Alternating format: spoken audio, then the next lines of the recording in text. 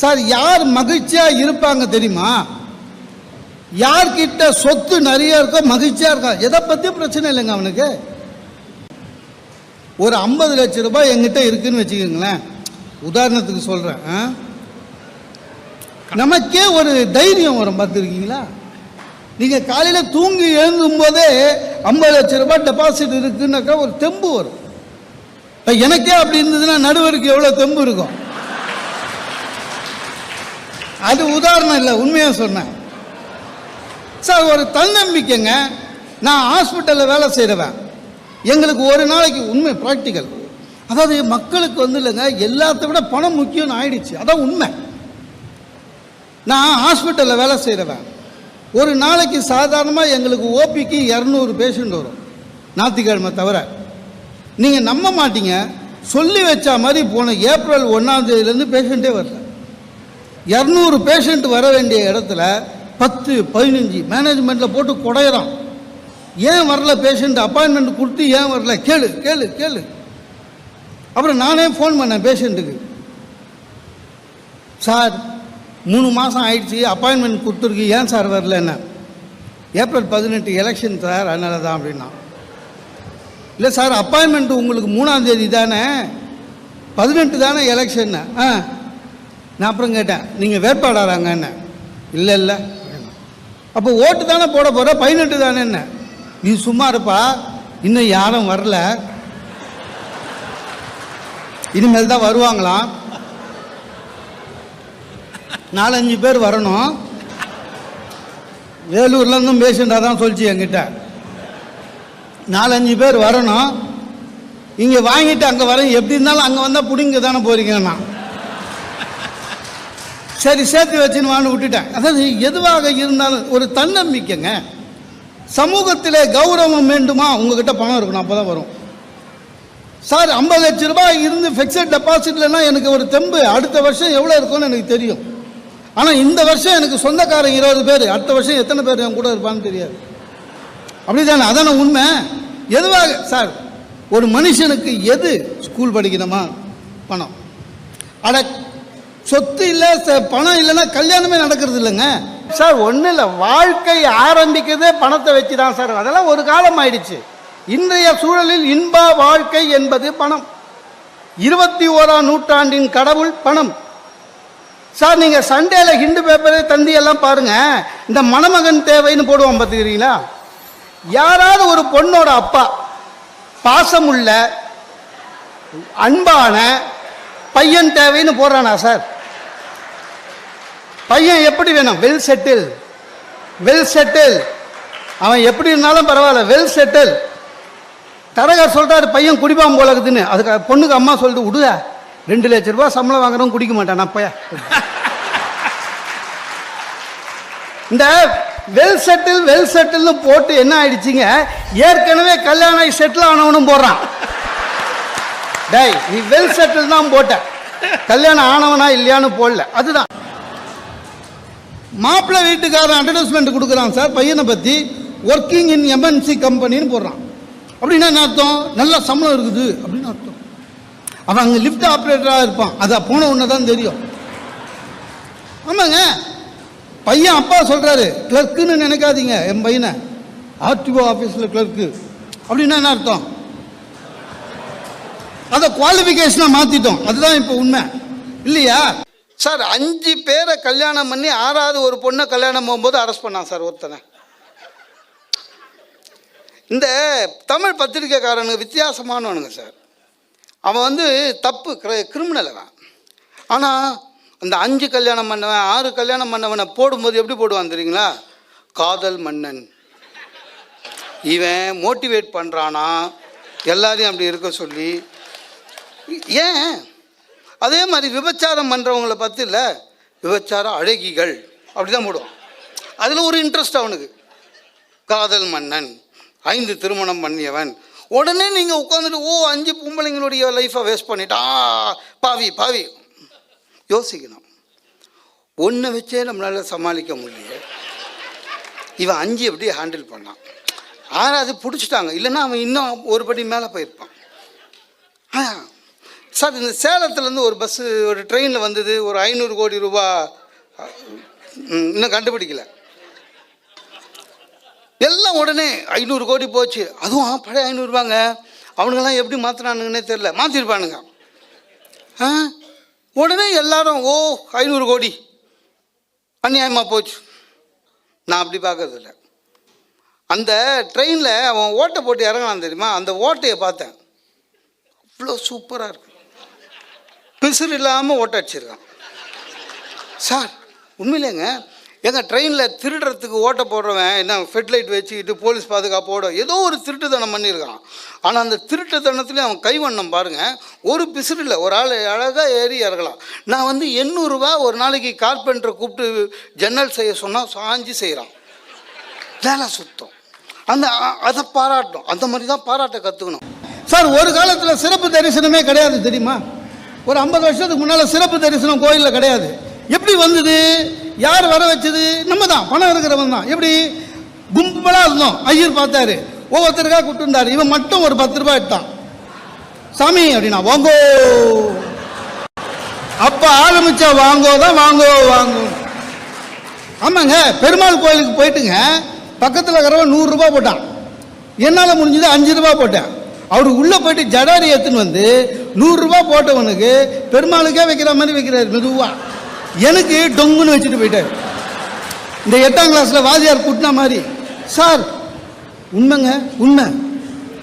அட கோயில் வெளியில் நிற்கிற யானை கிட்ட ஆசீர்வாதத்துக்கு கூட 5 ரூபா தேவைப்படுதுங்க. அன்னைக்கு 1 ரூபா போட்டு நிற்கிறான், யானை கம்மு நிற்குது. பக்கத்தில் பாகன்கிட்ட கேட்டேன், துட்டு வாங்கி உள்ளே போட்டுடுச்சு, ஒன்றும் பண்ணலையேன்னு. எவ்வளோ போட்டேன்னா 1 ரூபான்னு. ஓரமாக நின்று ஊற்று பார்த்துட்டு போயிடுவேன்.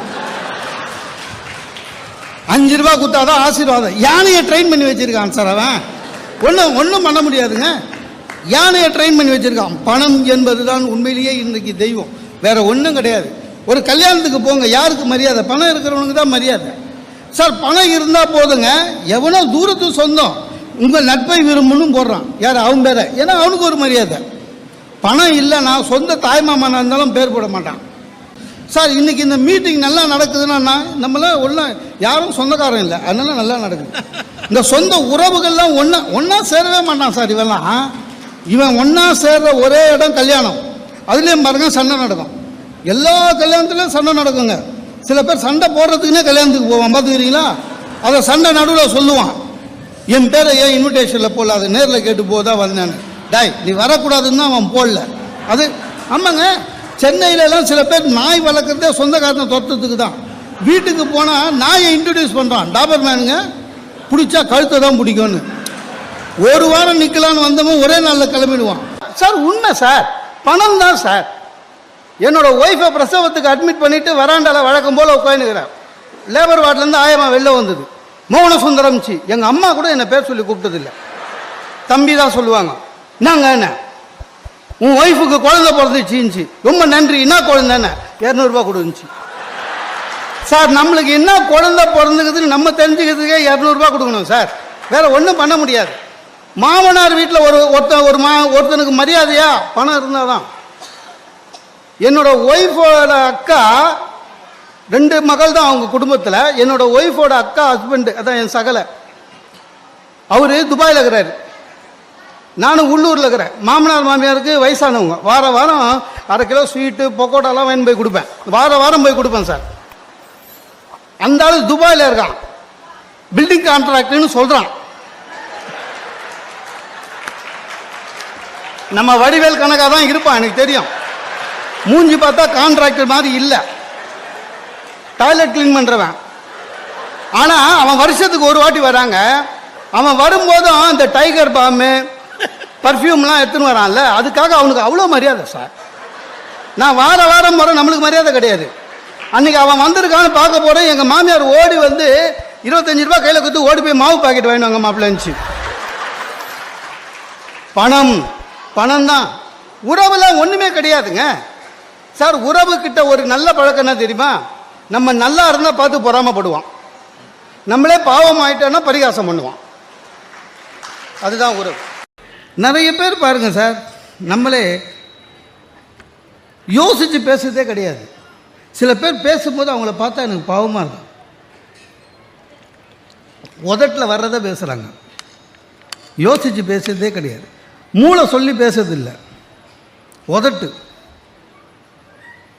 சில பேர் நம்ம ஊரில், எல்லா ஊரில் தான் இருக்கான், யாரை பார்த்தாலும் என்ன பண்ணுறீங்க, எதுக்குடா உனக்கு,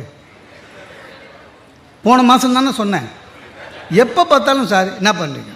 சில பேர் காலையில் நம்மளை பொட்டி கடையில் பார்த்துருப்பான், எப்படி சார் இருக்கீங்க, நல்லா இருக்கும். சாயங்காலம் திருப்பி பார்ப்பான், எப்படி சார் இருக்கீங்க, என்னடா அதுக்குள்ளே டைஃபாய்டு வந்துடுமா, என்ன ஏதாவது பேசணுமா. இப்போ என்ன பண்ணுறீங்க, நேற்று தான் சொல்லியிருப்போம். நம்ம என்ன வாரமாக ஆஃபீஸ் மாற்றுவோம். என்ன ஒருத்தர் இரிட்டேட் பண்ணி இப்போ என்ன பண்ணுறீங்க, நான் அவனுக்கு தெரியும் நான் என்ன பண்ணுறேன்னு, டக்குன்னு என்ன பண்ணேன், பேசுகிறேன் அப்படின்னா அவனுக்கு மூஞ்சி கடுப்பாயிடுச்சு. ஏன்னா எல்லோரும் தான் பேசுகிறோம், இவன் மட்டும் என்னமோ நம்மலாம் ஊமை மாதிரியே இவன் மட்டும் பேசுகிறான். அவனுக்கு கோபத்தில் என்ன பண்ணிட்டாங்க, பேசுகிற சரி சாப்பாட்டுக்கு என்ன பண்ணுற, நான் சொன்னேன் பேசுகிறேங்க, பேசுறதுக்கு காசு கொடுப்பாங்க. ஓ, அப்போ நீ வாயை வாடகை விட்டு பிழைக்கிற. அதாவது ஒரு பேச்சாளரை இவ்வளோ கேவலப்படுத்த முடியாது. நமக்கு அது கவலை இல்லை. அவன் அப்படி தான். அன்றைக்கி கபாலீஸ்வரர் கோயிலில் தேங்காய் வாங்கினு இருக்க பக்கத்தில் ஒருத்தர் நிற்கிறாரு. சார் நீங்கள், ஆமாம் சார், சிரிப்பாக பேசுவீங்க, ரொம்ப பிடிக்கும் சார் உங்கள் பேச்சு, ரைட் சார். அப்புறம் உங்களுக்கு மிமிக்ரி தெரியுமா சார் அப்படின்னாரு. ஏன், எனக்கு ஏங்க மிமிக்ரி தெரியுமா, இல்லை தெரியாது, ஏங்க என்ன, இல்லை மிமிக்ரி எனக்கு பிடிக்கும் அப்படின்னாரு. எனக்கு என்னென்ன பயம், அவருக்கு என்னென்ன பிடிக்கும்னு எனக்கு தெரியாது. நீ கம்பி மேலே நடப்பியா, சிங்கம் வாயில் தலை விடுவியா, என்ன எதிர்பார்க்குறாங்கன்னு தெரியல, எதையாவது பேசுறது. அதே மாதிரி சிந்திக்காமல் பேசுவதனால தான் நிறைய பிரச்சனை வருது. நிறைய பேருக்கு எதை பேசணும் எங்கே பேசணும்னு தெரியாது சார். ஏன்னா எல்லாம் பேசும்போது சொல்லுவோம் இடம் பொருள் ஏவல், அதெல்லாம் சொல்லுவோம், தெரியாது எங்கே எதை பேசணும். ஏன் கெட்டி மேலே அடிக்கிறோம் தெரியுமா, கல்யாணத்தில் வேறு எந்த சத்தமும் கேட்கக்கூடாது, வெறும் மங்கள சத்தம் தான் கேட்கணும். ஏன்னா நம்ம எங்கே எது பேசுகிறோன்னு தெரியாது, நசமாக போவோன்னு ஓரமாக உட்காந்து ஒருத்தன். நிறைய பேருக்கு, பெரியவங்களுக்கும் தெரியல. அதுலேயும் சில இந்த உறவுக்காரங்களாம் இருக்காங்கல்ல, அதுலேயும் 60+, அந்த 60+ஏ அவங்களுக்கு ஒரு பெரிய சுதந்திரம், அறிவுரை யாருக்கு வேணாலும் வழங்கலான்னு. உறவுக்காரன்னா இன்னும் மாட்டோம். கல்யாணத்தில் நடுவில் உட்காருவான் சார், போகிறவரெல்லாம் பிடிச்சி பேச்சு கொடுத்துனுப்பான். ஒரு பொண்ணு அழகா, ஒரு 18 வயசு பொண்ணு ஃபஸ்ட் கிளாஸாக மகிழ்ச்சியாக ட்ரெஸ் பண்ணின்னு குறுக்க முறுக்க போகுது. இங்கே வா, சரஸ்வதி பொண்ணு தானே நீ, ஆமாம் தாத்தா இருந்துச்சு, உனக்கு செவ்வாய் தோஷம்னு சொன்னாங்களே உங்கள் அம்மா, சரி பண்ணிட்டீங்க, அத்தோடு முடிஞ்சிச்சு. சத்தமாக அந்த பொண்ணு அத்தோடு முடிஞ்சிச்சு. அது அப்படியே ஓடி போய் பிரச்சனை தான். அது எல்லார் எதிர்க்கும் கல்யாணத்தில் தான் கேட்பான். இந்த பையன் போனா வச்சுங்க, டேங்களா சமசம் பையன் தானே நீ, ஆமாம் தாத்தா 20 அரியர்ஸ் வச்சுருக்கியாமே, முடிஞ்சு போச்சவன். படித்து முடித்தவனை பார்த்தா ஒரு கேள்வி கேட்பானுங்க, வேலை கிடச்சிச்சா. வேலைக்கு போகிறவனை பார்த்தா ஒரு கேள்வி கேட்பான், இங்கே வா ப்ரமோஷன் எப்போ, இல்லை வச்சுங்க, கல்யாணம் ஆயிடுச்சான்னுவான். ஆயிடுச்சு சார். கல்யாணம் ஆனவனு தெளிவாக கேட்பானுங்க, சார் குழந்தை இல்லைன்னு வாங்க. அதாவது மனசாட்சியே இல்லாமல் பேசுகிறதாங்கலாம். ஒரு ஒரு ஒரு மனிதன் குழந்தை கல்யாணம் ஆகி 2 வருஷம் கழித்து குழந்தை இல்லைன்னா அவன் மனசு எவ்வளோ வேதனை இருப்பான்னு புரிஞ்சிக்காதவன் மனுஷனே இல்லை. அவங்ககிட்ட இவன் கேட்பான், சார் ஏன் அப்படின்னா, என்ன ஏன்னு கேட்பான். ஏன்னா ஏதாவது சொன்னான்னா இவன் டாக்டருக்கு பேராக சொல்லுவான், அந்த டாக்டரை பார், இந்த டாக்டரை பார், இல்லைன்னா அந்த கோயிலுக்கு போ, இந்த கோயிலுக்கு போ, அதுக்காக அலையிறான். குழந்தை பிறந்தது வச்சுங்க, குழந்தை பிறந்த என்ன குழந்தை, ஆம்பளையா, என்ன குழந்தை, பொம்பளையா, வேற என்னடா பிறக்கும். ஆனால் ஒன்றும் இல்லைங்க, என்னங்க குடும்பத்தில் உறவு சரியில்லைங்க சார். அது என்னவோ தெரியலைங்க, ஒரே ஒரு ரூமில் 40 ஆம்பளைங்களை விடுங்க, 10 வருஷம் ஒத்துமையாக இருப்பான். ஆனால் அவ்வளோ பெரிய வீட்டில் 2 லேடிஸ். உறவு பயமாக இருக்குது. என் ஒய்ஃப் என்னை பார்த்து கேட்குறா, உங்கள் தங்கச்சி எனக்கு பிடிக்கல இப்போவே சொல்லிட்டேன்றா. நம்ம என்னைக்காவது ஒய்ஃப் கிட்ட சொல்லியிருக்கோமா உன் தங்கச்சியை பிடிக்கலன்னு? ஒரு நியாயம் இருக்க வேண்டாவா சார்? இதில் போன மார்ச் 8ஆம் தேதி என் ஒய்ஃப் வேலை செய்கிற ஆஃபீஸில் என்ன பண்ணிட்டான், விமென்ஸ் டேக்கு என் ஒய்ஃபுக்கு பெஸ்ட் விமன் ஆஃப் தி இயர்னு அவார்டு கொடுத்துட்டான். என்ன ஒரு வார்த்தை கேட்கல. அது ஃபோன் பண்ணி சொல்லிச்சு, எங்கள் ஆஃபீஸில் எனக்கு அவார்டு கொடுத்துக்கிறாங்க பெஸ்ட் விமன். எனக்கே டென்ஷன் ஆயிடுச்சு, நம்மளுக்கு எப்படி கொடுத்தாங்கன்னு. அப்புறம் சரிம்மா வெரி குட். நான் உடனே அது எப்படின்னு கேட்க முடியாதுல்ல. Very good you deserve it, இதுக்கு முன்னாலே உனக்கு கொடுத்துருக்கணும் எல்லாம் சொல்லி அனுப்பிச்சிட்டேன்.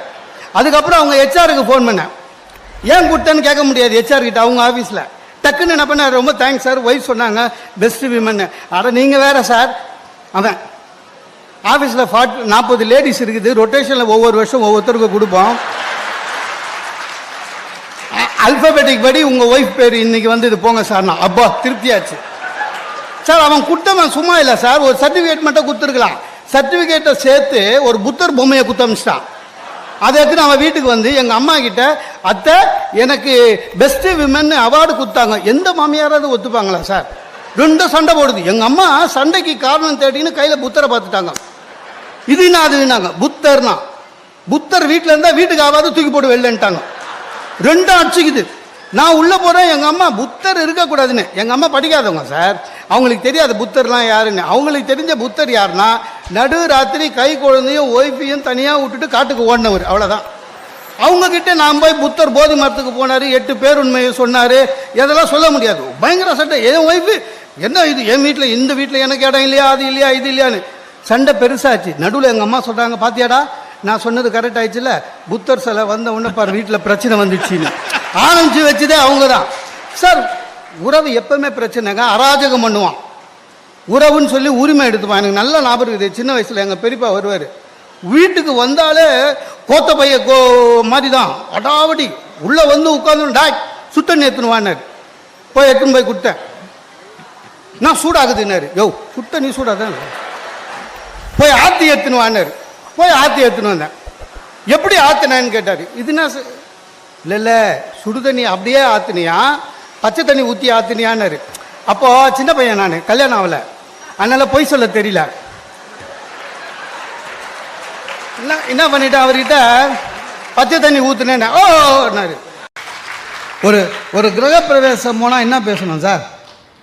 அவன் வீடு கட்டுறதுக்கு எவ்வளோ அலைகிறான்னு கட்டுறவனுக்கு தான் தெரியும். கிரகப்பிரவேசம் போகணுமா, கண்டிப்பாக ஒரு ஸ்வீட்டு, பொங்கல், வடை, இட்லி, காப்பி, குடி, முடிஞ்சால் கவர் கொடு, இல்லை உடு, வாழ்க வளமுடன் வந்துரு, அவ்வளோதான் பண்ணணும். அது தயவுசெய்து இனிமேல் நீங்களாம் அதான் பண்ணணும். ஏன்னா சும்மா போய் கேள்வி கேட்கக்கூடாது. அவன் கடனை வாங்கின்னு வந்து இஎம்ஐ கட்டணுன்னு வந்து உட்காந்துக்கிறான். வந்துருக்கப்பா சார், எவ்வளோ ஆச்சு, என்ன நீ கொடுக்க போறியா, என்ன எதுக்கு அந்த கேள்வி, எவ்வளோ ஆச்சு? அவன் வந்து இவங்கிட்ட சொல்லாமா வானாமா யோசிப்பான். கூட வேலை செய்கிற ஆஃபீஸ் பக்கத்து சீட்டுக்காரன் எவ்வளோ ஆச்சுன்னு கேட்டால் இவன் யோசிப்பான், சார் எவ்வளோன்னு சொல்கிறது. ஏன்னா அவனுக்கு தெரியும் நம்ம சம்பளம், இவன் மட்டும் எப்படி இவ்வளோ வாங்கிட்டான், அதெல்லாம் யோசிப்பான். ஏன்னா நம்மளை பற்றி மொட்டை கட்டாச்சி போகிறவனே பக்கத்து சீட்டுக்காரன் தான், அந்த பயம் இருக்கும். என்ன பண்ணுறதுங்க, எவ்வளோ ஆச்சு, கம்பி முறுக்கு கம்பி தானே, டேய் நீ என்ன பண்ண போகிற ஓ சார். நான் ஒரு ஃப்ளாட் வாங்கினேன் சார், ஃபஸ்ட் ஃப்ளோரில்.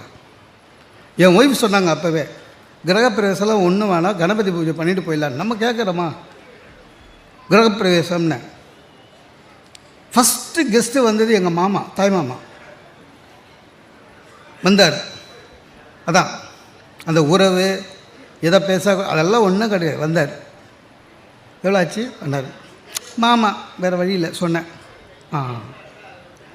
அப்புறம் அது ஒரு டபுள் பெட்ரூமுங்க. இவர் இப்போ பசங்க வளர்ந்ததுன்னா இந்த சவுறு இடிச்சு பெருசாக்கலாமா என்னார்? ஏன் அந்த சவுறு அந்த ஃப்ளாட்டுக்காரர் இருந்தேன். அப்போ இது அந்த ஃப்ளாட்டுக்காரர். அப்போ அது செகண்ட் ஃப்ளோருக்காரனுக்கு அதான் கிரவுண்டு அப்படின்னு, இது கிரவுண்ட் ஃப்ளோருக்காரனுக்கு அதான் சீலிங் அப்படின்னு. சார் அவர் ஒரு கேள்வி ஒன்று கேட்டார் சார். ஏண்டா 65 லட்ச ரூபா கொடுத்துட்டு இந்த சவுறு உண்டு இல்லைன்ற, அந்த சவுறு உண்டு இல்லைன்ற, 65 லட்ச ரூபாய்க்கு உந்து இன்னது தாண்டா வாங்கினேன்னாரு. சார் ஒரு நிமிஷம் நாளே பயந்துட்டேன் சார், ஒருவேளை ஏமாந்துட்ட போல. ஒரே செகண்டில் அவ்வளோ விட்டாளாக்கிட்டாரு. இத்தனைக்கும் அவர் படிக்காதவருங்க, ஸ்கூல் போகாதவர். ஒரு கேள்வி கேட்டார் பாருங்க, ஆமாம் இந்த ஃப்ளாட்டு வாங்கினீங்க, லேண்டில் எவ்வளோ வரும்னு தெரியல, ஏன்னா திடீர்னு பூகம்பம் 8.5 ரிக்டர் வந்தால் என்ன பண்ணுவேன்னு இருக்கும். எனக்கு என்ன ஆச்சரியன்னா, அப்புறம் அவசகுணமாக பேசுறது கூட ஆச்சரியம் இல்லை, அதாவது என்னை காலி பண்ணுறதுக்குன்னே படித்தவங்ககிட்ட கேட்டு வந்திருக்காரு. ஏன் சார் இந்த ரிக்டர்னு பேசுகிறதெல்லாம் படித்தவனுக்கு பேசுறது, ரொம்ப பொது அறிவு இருக்கிறவன் பேசுறது. இல்லைன்னா மழையை வந்து சென்டிமீட்டராக கணக்கு போடுவோம், இல்லை பூகம்பத்தை ரிக்டராக கணக்கு போடுவோம். இவர் யார்கிட்டே கேட்டு வந்திருக்காரு என்னை காலி பண்ணுறதுக்குன்னு. அப்படியும் ஒன்றும் இல்லை, அப்படியும் வந்தார். சார் என்னோடய ஃப்ளாட்டு கட்டின இன்ஜினியர் கும்பிடணும் சார். சாதாரணமாக லிஃப்ட்டை விட்டு இறங்குனா ஒரே சமமாக தான் தரம் இருக்கும். ஆனால் எங்கள் இன்ஜினியரு ஒரு நல்லது சும்மா கலையாக பண்ணணுன்னு ஒவ்வொரு ஃப்ளாட்டுக்கும் ஒரு வாசப்படி மாதிரி வச்சார், குட்டி வாசப்படி 1 2. இங்கே வந்து நின்ட்டார். டேய் இந்த ஃப்ளாட்டு வாஸ்துவில் கட்டினதா அப்படின்னாரு. ஆமாண்ணே. இல்லையே. இவர் ஏமாம்மாண்ணே. இல்லை இல்லை சீன வாஸ்துபடி இது தப்புன்னாரு. நான் சொன்னேன், நான் என்ன பீச்சிங்லையா கட்டி இருக்கிறேன். அதை விட சொன்னார், அதுக்கு இல்லைடா, எப்போவுமே படிக்கட்டுன்றது லாபம் நஷ்டம் லாபம் அப்படி தான் இருக்கணும் வாஸ்துப்படி. உன் வீடு வந்து லாபம் நஷ்டம்னு இருக்குது, அதனால் எல்லாம் கிரகப்பிரவேச அன்றைக்கி பேசுகிறான். என் ஒய்ஃபு பயந்து சொல்கிறா, எங்கள் படிக்கட்டு இன்றைக்கே இடிச்சிடலாமான்னு. எது கிரகப்பிரவேசம் இன்றைக்கே இடிச்சிடலாமான்னா. நான் சொன்னேன் இடிக்காதேன்னு. நம்ப மாட்டேங்க சார். அதனால் சொல்லிட்டு போயிட்டார். அது பொய்யோ கையோ, ஆனால் லிஃப்ட்டை விட்டு என் ஃப்ளோரில் இறங்கினோடனே எங்கள் மாமா தான் ஞாபகம் வருவார். லாபம் நஷ்டம் லாபம் நஷ்டம். இடிக்கவும் இல்லை, மனசு வர மாட்டேது இடிக்கிறதுக்கு. இப்போ ஒன்றும் இல்லைங்க, நான் போய் படிக்கட்டுக்கிட்டு நிற்பேன், மாமா ஞாபகத்துக்கு வருவார். எதுக்கு பிரச்சனை? ஒரே தவு கங்காரு மாதிரி எக்ஸசைஸுக்கு எக்ஸசைஸாக ஆச்சு இல்லையா? சரியா போச்சு சார். எதுவாக இருந்தாலும் சரி அப்படிதான் உரிமை எடுத்துப்பான். எங்கள் மாமா எனக்கு இன்விடேஷன் வைக்க எங்கள் ஆஃபீஸுக்கு வந்துட்டார். எங்கள் ஆஃபீஸ் எப்படின்னா, எந்த கொம்பம் வந்தாலும் டைம் ஆஃபீஸில் பக்கத்தில் இருக்கிற லான்ச்சில் தான் உட்காரணும், உள்ளே அலோவ் பண்ண மாட்டாங்க. எனக்கு ஃபோன் பண்ணாங்க, உங்கள் மாமான்னு ஒருத்தர் வந்திருக்காருன்னு. நான் அப்போ ஜிஎம் ரூமில் இருக்கேன். சரி 10 நிமிஷம் கழிச்சு வந்தேன் சார். அந்த கோவம் வந்துச்சு சார் மாமாவுக்கு. அதாவது அவர் உள்ளன்னு கோவம். நம்ம என்ன கம்பெனி சேர்மனா? நம்ம உள்ளன்னு கோவம். நான் வர்றதுக்கு 10 நிமிஷம் ஆச்சு. அந்த வாசலில் இருக்கிற செக்யூரிட்டி கிட்ட அப்படி பேசியிருக்கான், உனக்கு தான் அவன் ஜிஎம், உனக்கு தான் அவன் மேனேஜர். நான் சின்ன வயசில் அவன்லாம் கஷ்டப்பட்டான், சோத்துக்கே லாட்ரி அடிச்சவன் அவன். யார் என்ன? அவன் காலேஜுக்கு ஃபீஸ் கட்டினதே நான் தான் தெரியுமா? எல்லாம் சொல்லியிருக்கான் சார். போயிட்டான். எனக்கு எப்படி தெரியும்னா, அவ்வளோ நாளாக நான் உள்ள என்ட்ரன்ஸ் வரும்போது அவன் சும்மா மிலிட்ரி மாதிரி சல்யூட் அடிச்சவன் செக்யூரிட்டி. அட்டை நாளில் என்னை பார்த்து வேணப்பட எவன் வீட்டு காசுல சார். இதான் சொந்தக்காரன் சார். பணம் தான் நம்ம காக்கிற கடவுள், உண்மை அதுதான் சார். தனி மனித கௌரவம், தனி மனித மரியாதை பணத்தினால் மட்டும்தான் வரும். ஒரு வீட்டில் காலிங் பெல் அடிக்குது சார். ஒரு பெரியவர், ரிட்டையர் பெரியவர் போய் கதவு திறக்கிறாரு. வந்த பையன் கேட்குறான், வீட்டில் யாரும் இல்லையான்னு. அப்போ கதவு திறந்தவர் அவன் கேபிளுக்கு காசு வாங்க வந்தவன். அவனை பொறுத்த அளவு காசு யார் தராங்களோ அவன் தான் மனுஷன். கதவு திறக்கிறவன்லாம் மனுஷன் இல்லை. என் பையனே சார் பிறந்த நாள் ஆகுதுரா, போய் தாத்தா கிட்ட ஆசீர்வாதம் போப்பா, அவர் வெறும் விபூதி தான் வைக்கிறாருன்றான். கிஃப்ட் கேட்குறான். இதுதான் சார், இதுதான் உண்மை, இதுதான் நிஜம். ஒன்னே ஒன்று கேட்குறேன்.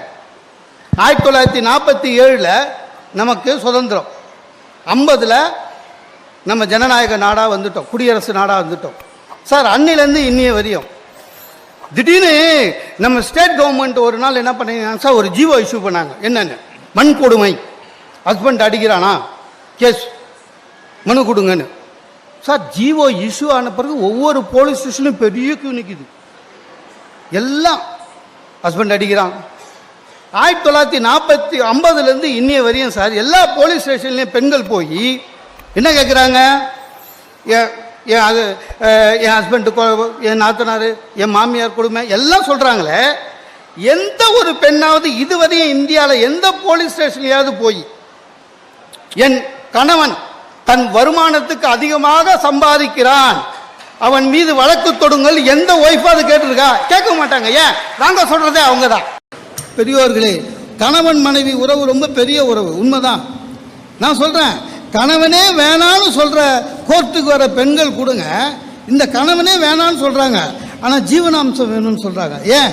பணம் தான் வாழ்க்கை, வேற வழியே கிடையாது. நான் ஒன்று சொல்லுகிறேன், 50,000 ரூபாய் பென்ஷன் வாங்குற எந்த முதியோரும் முதியோர் இல்லத்தில் அனுப்பப்படுவதில்லை. உங்களுக்கு உண்மையிலேயே கௌரவம் வேண்டும் என்றால் பணம் இருந்தால் கௌரவம் வரும், அவ்வளவு. எதுவாக இருந்தாலும் பணம் தான் உங்களுடைய வாழ்க்கையை சிறப்பாக மாற்றும். பணம் இருந்தால்தான் உறவு உங்களுடன் நிற்கும், இல்லை என்றால் உங்களை பரிகாசம் செய்யும். நன்றி, வணக்கம்.